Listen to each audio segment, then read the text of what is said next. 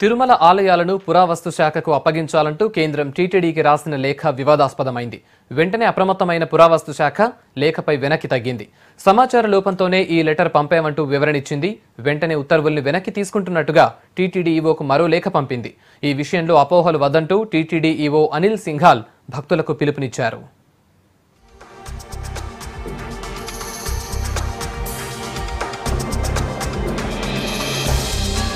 తిరుమల శ్రీవారి ఆలయంతో పాటు ఉప ఆలయాలను చారిత్రక కట్టడాలుగా ప్రకటించే అవకాశంపై కేంద్రం నుంచి టీటీడీ ఈవోకు అందిన లేఖ వివాదాస్పదమైంది. తిరుమల ఆలయాన్ని కేంద్రం ఆధీనంలోకి తీసుకుంటుందేమోననే ఆందోళన అన్ని వర్గాల నుంచి వ్యక్తమైంది. దీంతో టీటీడీ ఈవో అనిల్ కుమార్ సింఘాల్ కేంద్ర పురావస్తు శాఖ డైరెక్టర్తో మాట్లాడారు.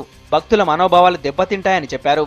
దీంతో సాయంత్రానికే కేంద్రం దిద్దుబాటు చర్యలకు దిగింది. మొదటి లేఖను ఉపసంహరించుకున్నట్టుగా మరో లేఖ పంపింది.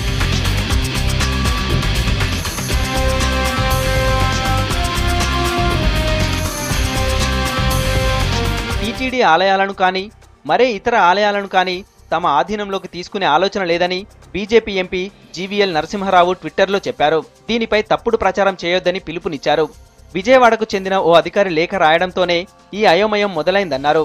చర్యలు తీసుకోవాలని కేంద్రాన్ని కోరినట్టు చెప్పారు. మరోవైపు కేంద్రం నుంచి స్పష్టతతో లేఖ రావడంతో వివాదం ముగిసినట్టే అన్నారు టీటీడీ ఈవో అనిల్ కుమార్ సింఘాల్.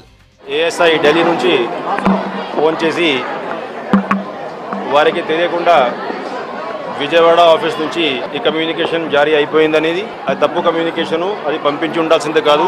వెంటనే దాన్ని విత్డ్రా చేసేస్తున్నాం. విత్డ్రా చేయాలని చెప్పేసి విజయవాడ ఇన్స్ట్రక్షన్ ఇచ్చాం. కాబట్టి అటువంటి ఉద్దేశం గవర్నమెంట్ ఆఫ్ ఇండియాకి లేదు. ఆ కమ్యూనికేషన్ స్టాండ్స్ విత్డ్రాన్, ఇంకా ఫర్దర్ కంగారేం అవసరం లేదు అని చెప్పి ఆమె తెలియపరిచారు. ఆమె కూడా నేను ధన్యవాదాలు తెలియపరిచాను. కాబట్టి ఇక్కడితో ఈ కంట్రోవర్సీ అయిపోయిందని నేను భావిస్తున్నాను.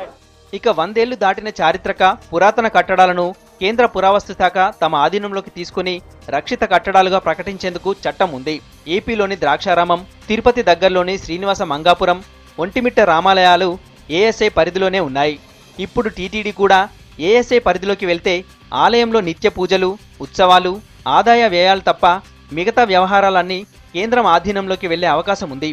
కట్టడాలు మార్చాలన్నా ఏఎస్ఐ అనుమతి తప్పనిసరి అవుతుంది. కానీ తమకు తిరుమల శ్రీవారి ఆలయం విషయంలో ఆ ఉద్దేశం లేదంటూ లేఖ పంపింది కేంద్రం.